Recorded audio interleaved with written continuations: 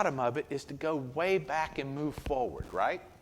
The only way to make sense of the big family tree picture is to go way back and move forward. Now, you might say that what I'm going to suggest is perhaps overly ambitious.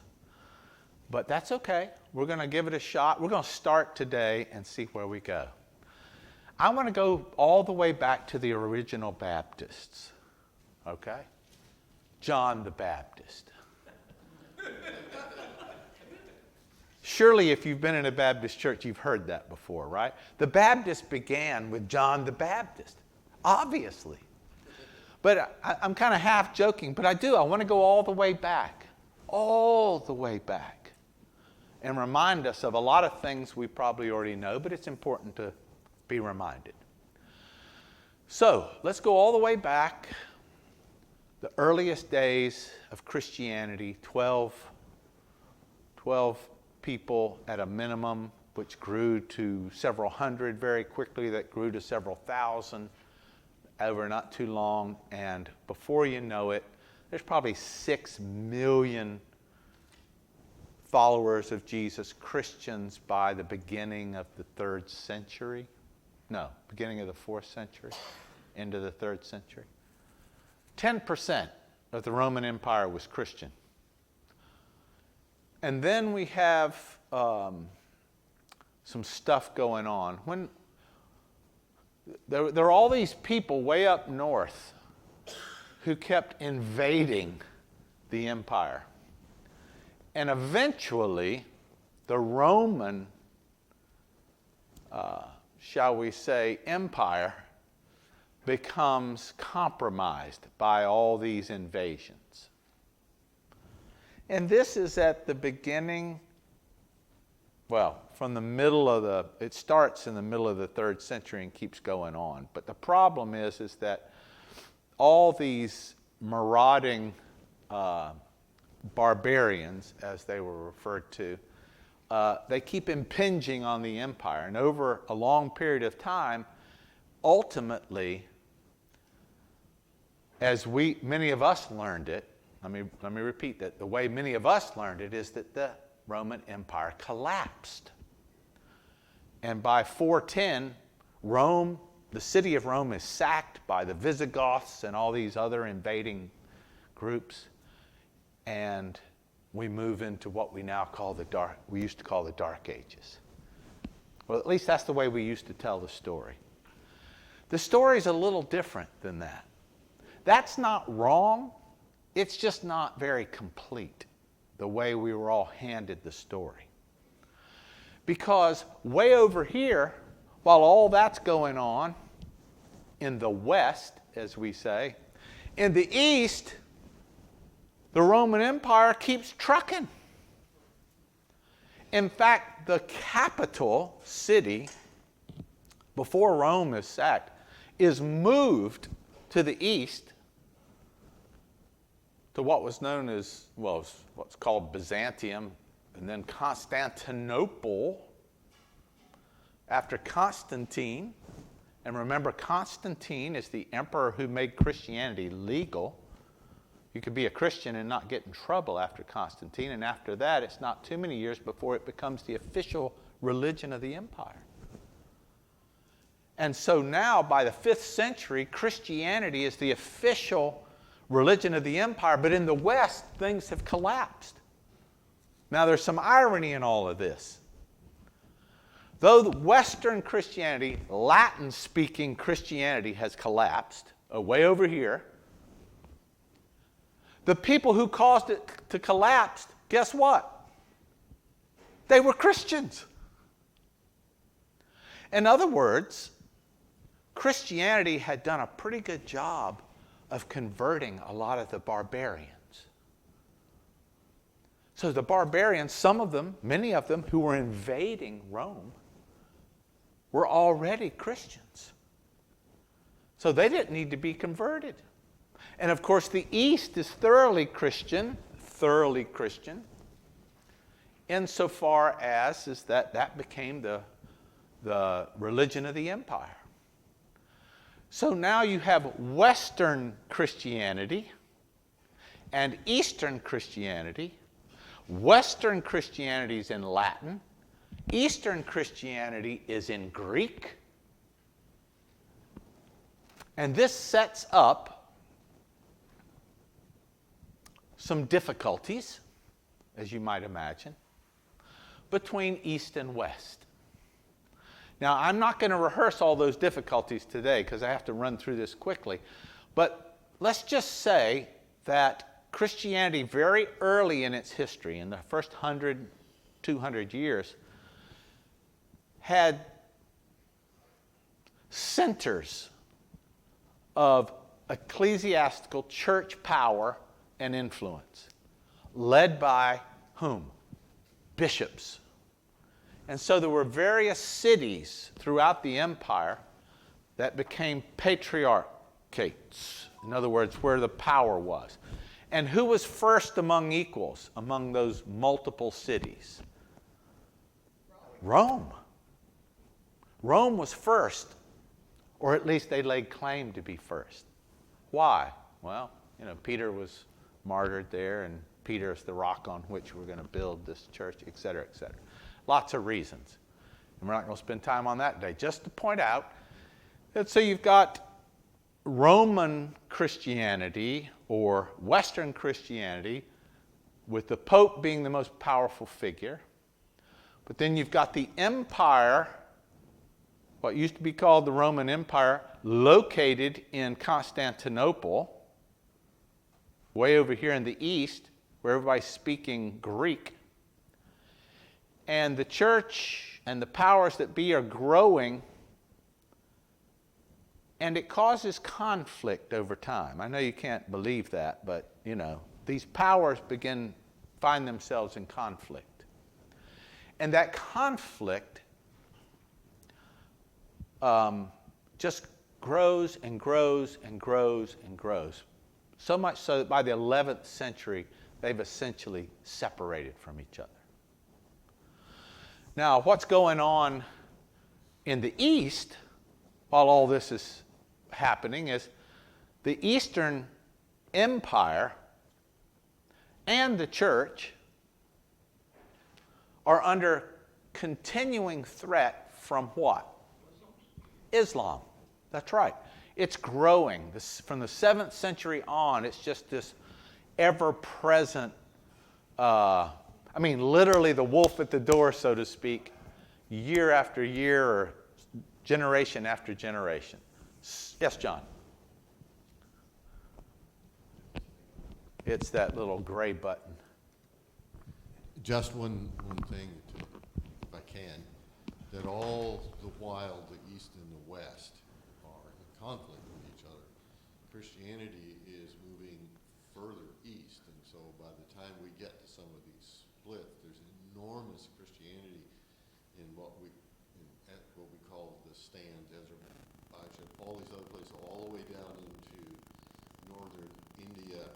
And at one point, before the Muslim takeover, there was a metropolitan, a bishop in what is now, I think, Azerbaijan, who ruled over more people in the church than any other bishop, including the Pope in Rome. Right. That's right. Then they were all upset, murdered a little later on. Right. But the point is that Christianity continues to grow. I had an interesting conversation with someone one day about Christianity in Africa. I grew up with, we took Christianity to deepest, darkest Africa. In the 19th century, during the missionary movements, Baptists and Methodists, fought through the jungle to share Christianity to Africa. No. Christianity's been in Africa since the 1st century. That doesn't mean that everybody had the faith. It just means it was on the continent. Same with India. One of the legends that very possibly true is that the Apostle Thomas made his way all the way to India in the 1st century. And Bar Thomas means the Church of Thomas. That's right. In India. So Christianity has been growing under the auspices of the Eastern Empire, as John suggests, fairly rapidly and making its way into all of the East. And in the West, as we've said already, the barbarians who invaded, the last gasp of paganism was, Julian? The Emperor Julian, who tried to stamp it out, and then that didn't work, and the next thing you know, everybody's Christian, either by piety or by proxy. Everybody's Christian. So now we have, I say all of this just to make this point. You basically have two major divisions of the Christian faith. You've got Eastern Christianity, or Christianity in the East, which was Greek-speaking, it's theologians, it's bishops, but ordinary people spoke the language of their community. But if you became educated into the church and had a high position, you operated in Greek. In the West, it was Latin. Everybody spoke Latin who was well educated. It was administrated, and the church, as it grew, took over the administrative responsibilities of the former empire in the West. And so these bishoprics were extremely powerful all throughout the West. Well, once the East and the West split from each other, sometime in the 11th century, they don't have much to do with each other. Not a lot. Until, this is kind of interesting, until the pressure from Islam becomes so great and shrinks the, you might say, the power of the various regions down to the only Christian the only major centers of power left after Islam's done its thing for about 300 years is Constantinople itself, right? And this is in the 15th century, and Constantinople, which is basically a walled city, falls to Islam. So at this point, the East, from, you might say, a power structure perspective, has been lost completely. I mean, there were crusades, of course, that went and tried to garner power back in Jerusalem and other places, and they had some successes, but ultimately it's all lost. In terms of, in other words, if you went up to Fairfax County, right, to get some permit, you wouldn't be talking to a Christian administrator necessarily. Or at least whoever was at the top would not be a Christian administrator. The top people would all be Muslim. Now, people underneath may be Christian, because Islam actually had a lot more tolerance than we did for other religions. In other words, if you don't cause us any problem, you pay your tribute, we'll let you go on with what you're doing. We'll let your church go on, we'll let you do things like you're doing it. But in the East, you've got Christianity now living under the rule of Muslim lords. In the West, though, it's thoroughly Christian. The Latin West, all of Christianity, all of Europe, as we would call it today, is Christian, or most of it. Now, that doesn't mean that there isn't this pressure, but as Islam moves its way west, it forces people out of Constantinople, out of the East, into places in the West. And those scholars, the scholars from the East, the Christian Greek-speaking scholars from the East, find themselves to the West. And the learning that they bring with them, along with the learning that the Muslim scholars also bring to the West, the old ideas from Aristotle and Plato and other famous Greek philosophers that was preserved by Islam, and Christianity, they make their way west, and that becomes the springboard for the Renaissance and for a lot of change in Europe. Now, I know I'm going extremely fast and running over all kind of stuff. I just want to get to the point where we can say that, so Christianity is now Greek in the East, it's Latin in the West, and in the West, there's this resurgence of learning, and in the midst of that resurgence of learning, there comes this big thing that we're all connected to called the Reformation. And it's cataclysmic. None of us have ever gone through anything like what the Reformation meant to the people who suffered it. I said suffered it because there was a lot of suffering that happened in this big change. This plucky,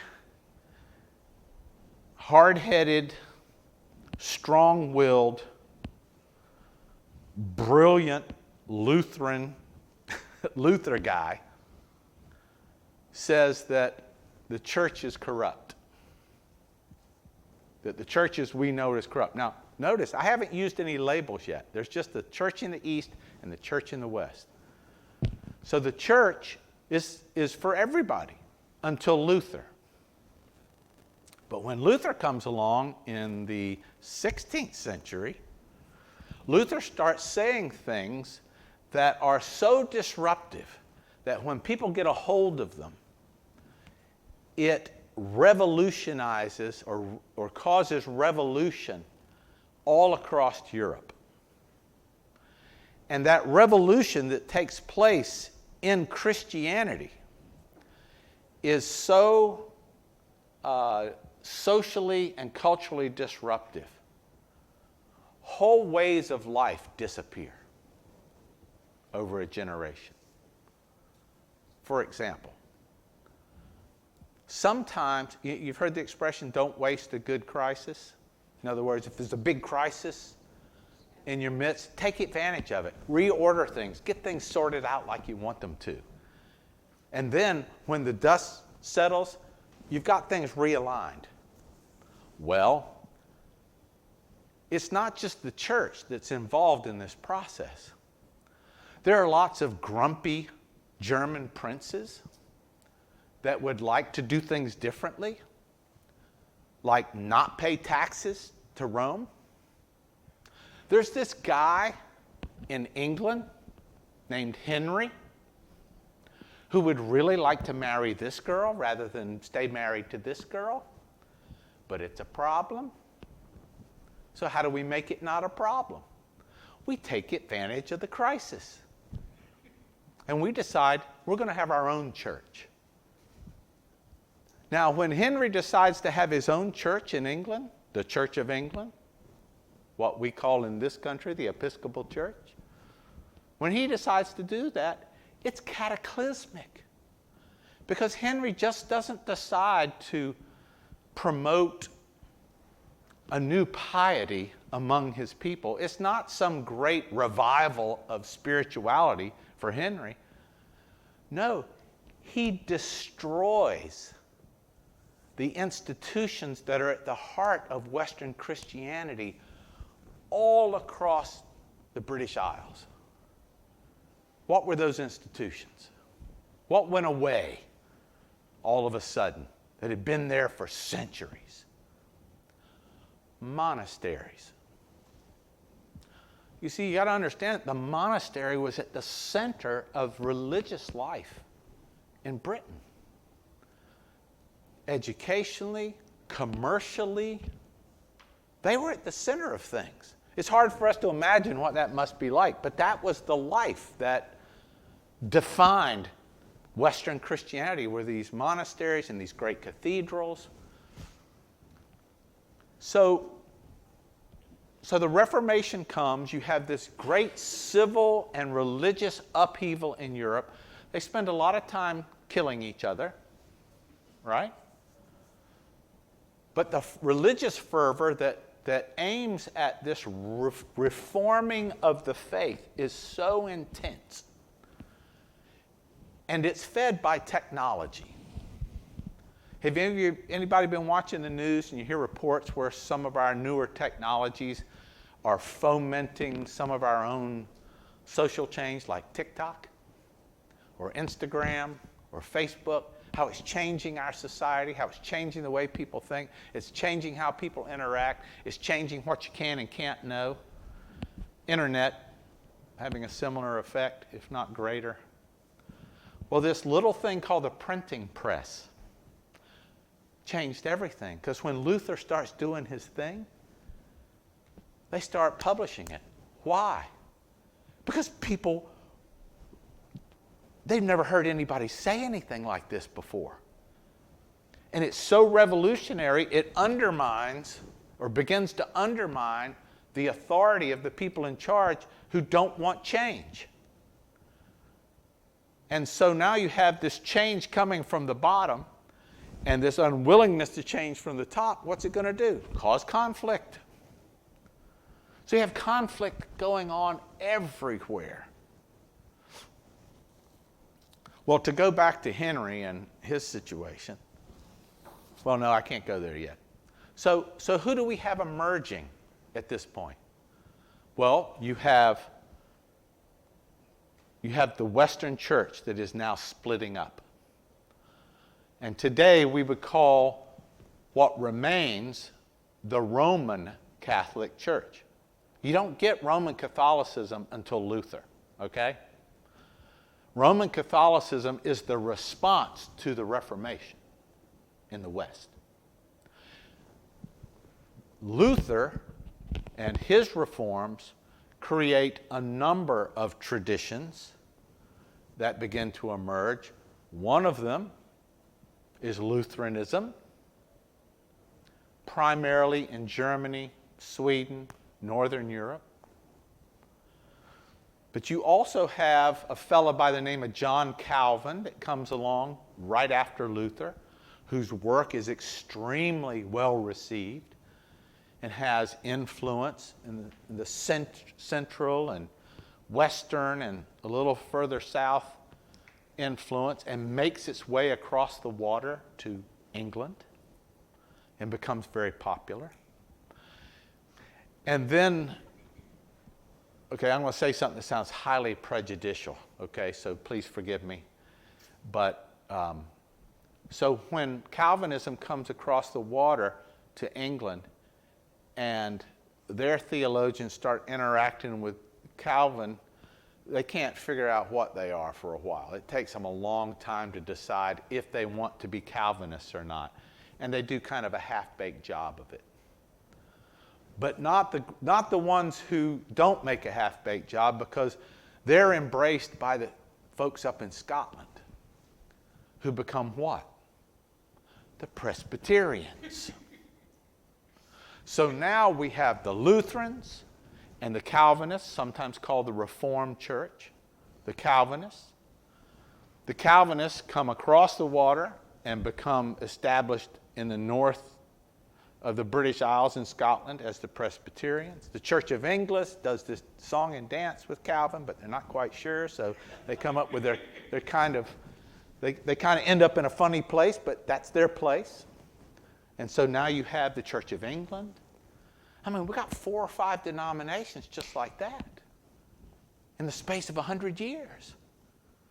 So now the Western Church is Roman Catholic and Protestant. And Protestants got 5 or 6 flavors within 100 years. 5 or 6 flavors.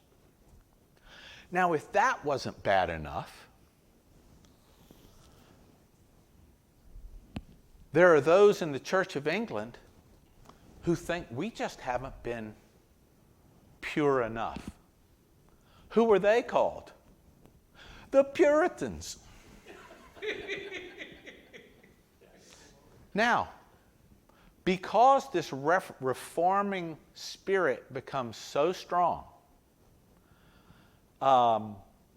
even the Puritans they haven't separated themselves far enough from the Church of England.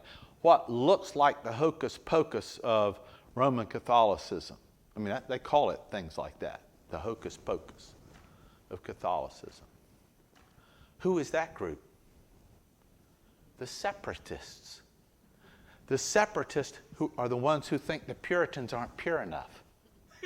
You see where this is going, right? Now, right now, we're just in England. And then the separatists are not reading the Bible quite as well as they ought to. They're not paying quite enough attention. So who are those? The ones who think the separatists aren't reading it quite closely enough. Ta-da! Baptists. Now, we don't have time today to go into all the different ways in which these distinctions are made between these various denominations, as we now call them. My point today is just to point out to you that if you start back with Jesus, you go about 1,000 years before you've got a big division, the great schism between East and West. Then you go another 500 years, and in the West, it splits again. And within 100 years, you've got 5, 6, 7, 8 different kinds of being followers of Jesus. And after another 100 years, you probably got 15. And Baptists are one of them. Now, what happens in Britain is that a lot of people are unhappy with the way things have gone with the Church of England. There are those who are still very loyal to Rome and Roman Catholicism. And so there's this battle back and forth about whether we're going to be Protestant or going to be Catholic. But way over here on the wings are these radical types like the separatists and the Puritans and the Baptists who are watching this fight go on. And of course, they certainly don't want a Roman Catholic king. And let's just say the people with the emerging, the new money that's emerging because of the change in the arrival of a capitalist kind of world. There's new money around. It's just not the old guys. The new money is liking these revolutionaries. Why? Because they can put pressure on the Parliament and the king to get concessions that help them. So before you know it, there's a Catholic king, and then you got all these radicals over here ready to go, well, let's just kill him. Let's just kill him. And what do? They kill him. Well, this just sent, it's the divine right for someone to be a king. You've just killed God's man. That's the kind of, you've killed God's man in this country. So it was just dreadful, back and forth. Well, during all that conflict, some of these people had to get out of town. The backlash was pretty serious. Well, who are they? Well, it's this crowd that's scared of what's going on and would like not to be oppressed in the backlash. So what do? They get on a boat and they come over here. And so the people who got here first came from the group that's the most radical, or at least close to the most radical. Fleeing that, wanting for a place to be themselves and what they believe. Go ahead, John. If I may say, please. That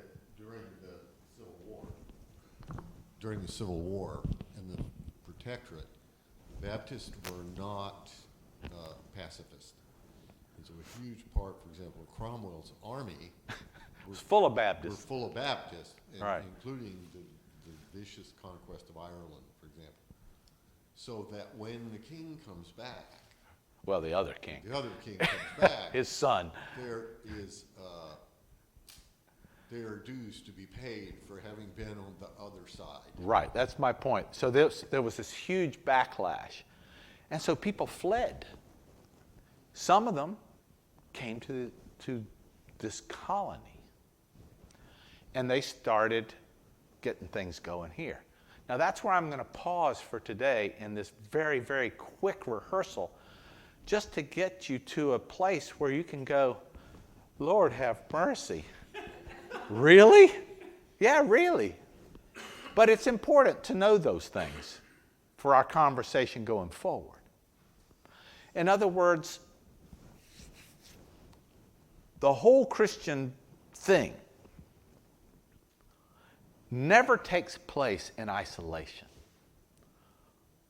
It never takes place outside the context of the social, cultural, political, and religious forces of its time.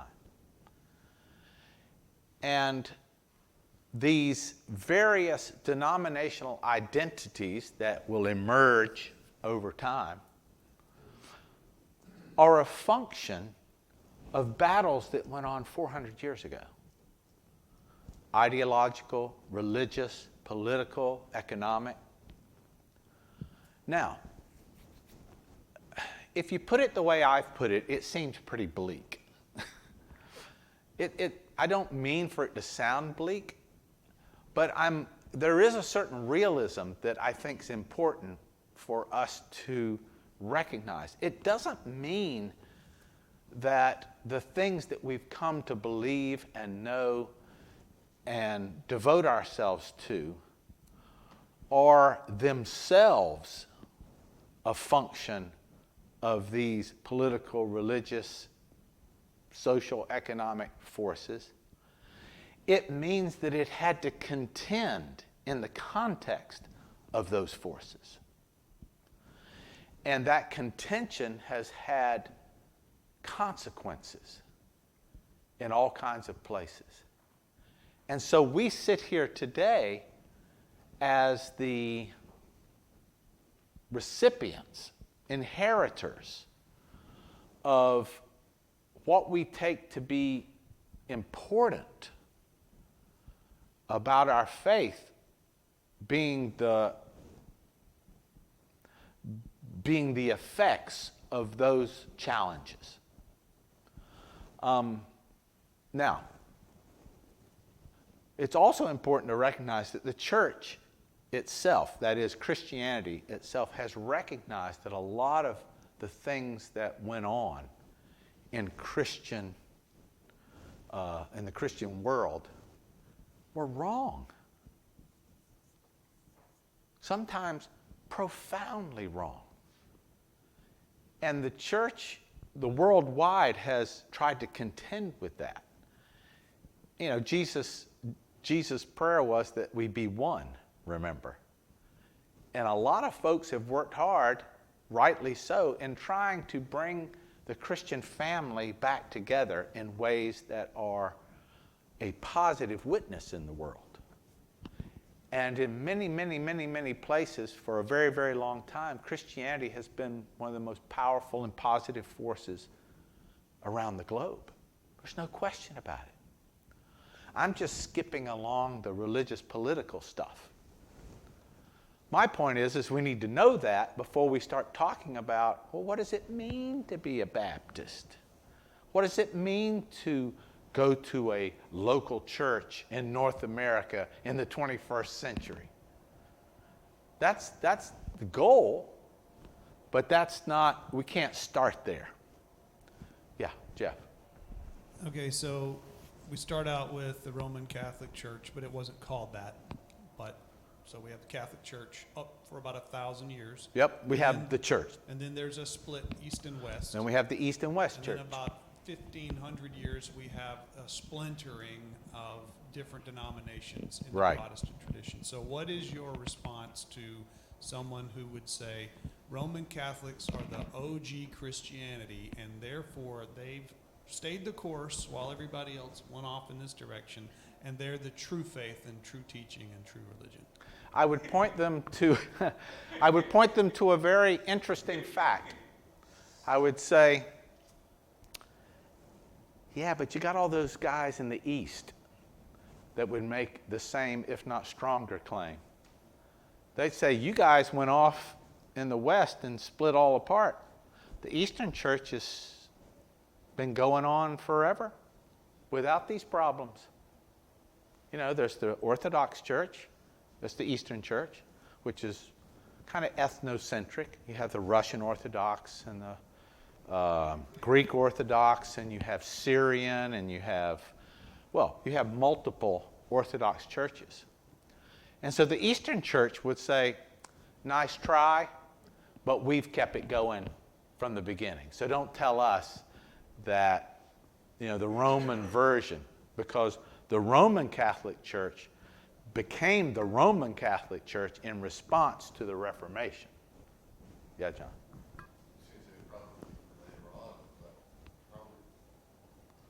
Probably for later on, but all of these, like Syrian and others, they have slight differences. It's language related. Yeah. But some of the great splits in the West have been the result of minute differences in the meaning of words between languages, and so there's this.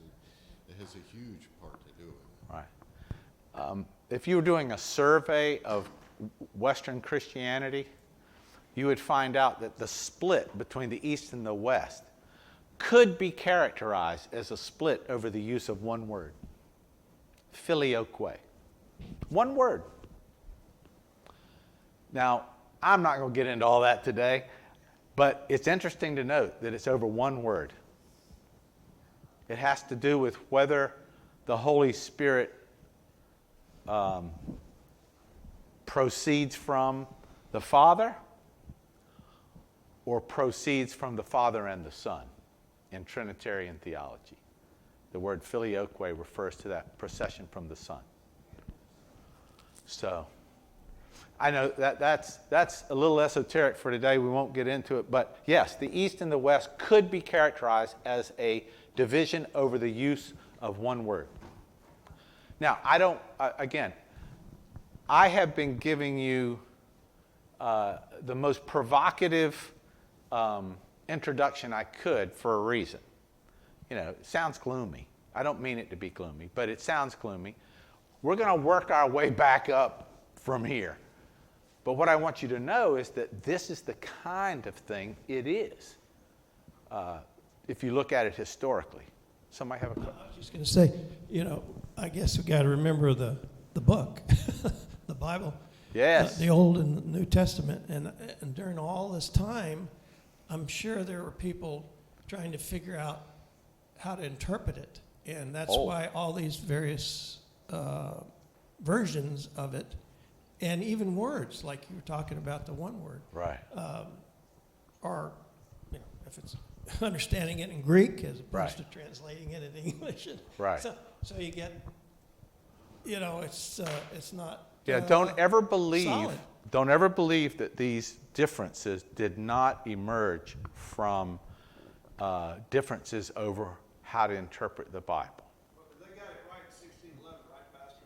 Yes, 1611, the King James Version, that's when they got it right. We all know that. Yes, sir. You have the Pope in the Latin side. That's right. Where's the Pope on the Greek side? Okay, so at the time there's 7 patriarchates. I think it was 7. Somebody correct me if I'm wrong. But at least 7. And the Pope regards himself as the first among equals. So there's 7 major locations, places where you have people at that level. But in the East, they consider it a shared responsibility. So language groups, as John suggested, are led by, you know, someone who's at the head of that church. Like the Greek Orthodox is led by one, and they've got various locations that you have bishops, and so the patriarchate of these various subdivisions do not regard themselves one higher than the other. So they see themselves as serving in a kind of shared responsibility in that sense. There is no ultimate authority, earthly authority in that sense. So, other questions? or puzzles or comments. Yes, ma'am. Not that maybe it matters so much, but I am curious. You said from the 7th century on, Islam was growing. What was? I guess I'm just kind of wondering, why was that the case? Why were they the more popular? You have to remember that these things were not done through handing out tracts on the corner. The Islam came literally roaring out of the desert and arrived on horses with long swords and took over vast areas very quickly. And they had a message. I mean, they were extremely devout. They had a message that God had come and told them that you guys have gotten it wrong. A lot of what you say is right, but at the end of the day, you got this bit wrong, and we're basically setting the world right by virtue of conquering these areas. And they were as long as you are willing to, be cool about it, we're going to run the place, pay us your taxes, and then you'll get to do what you want. So if they invaded Fairfax, for example, there would be a guy over, who would be running the municipal powers, but you'd have lots of other people who aren't Muslim doing everything else. Well, but over time, under that system, there was increased oppression of non-Muslims to the point where, economic pressures took hold that, over generations, people opted to convert because it was expedient.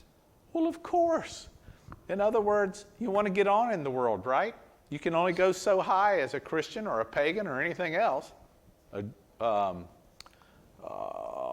can't remember. There's some small religious communities in the Middle East now that have been oppressed for 1,000 years for that very reason. They just can't get on in the world. Yes? I just wondered, when King Henry was destroying the monasteries, what did the Catholics do? Why did they fight back, or how could they let him do that? Well, he was the king, and he had a lot of power on his side, and it was in the interest of those who were associated with the king, namely the feudal hierarchy, to join him in that enterprise. But you got to remember, you never want to leave a crisis unused. So what does it mean when you can destroy all these places? It means there's a lot of land now available for someone to be given. Well, Bobby, if you'll help me take them out over there, we'll let you have that back 40. Boom. Done. Yes, it's not very nice. It's not very nice. Somebody else had a comment? So from this point, we want to start kind of building back. And again, I've just given you a very kind of grim political/historical picture. But of course, all the while, the Christian faith is genuinely contending in this fomenting world that we live in. See, I think sometimes we're so unaware of how violent and oppressive and harsh and mean and cruel life has been for most of the history of humanity. And we have had the good fortune, in some sense, of living in places that has enjoyed a fairly high level of peace, though we know that the world can be and has been at war. And we've lost loved ones to those conflicts, but living on the edge of existence has defined most of humanity. And when we see these changes that take place over time in history, it should not surprise us that every cultural and social change seems to bring conflict. Because change means somebody's going up and somebody's going down. And nobody likes to see the order reversed. And we go at each other. And as John said, these Baptists were not pacifists. But there's a long tradition of pacifism in Christianity. There's a long tradition of, not participating, not joining the fray, not entering into conflict. It's a minority community, but it's been there from the beginning. When the earliest Christians, that's how they became martyrs. They refused to participate. And as a consequence, they got killed for it. So we're gonna start next week somewhere in the 16th century and learn what it means to be identified as a Baptist and what that's all about. So, are we good? All right, till next week. Thank you.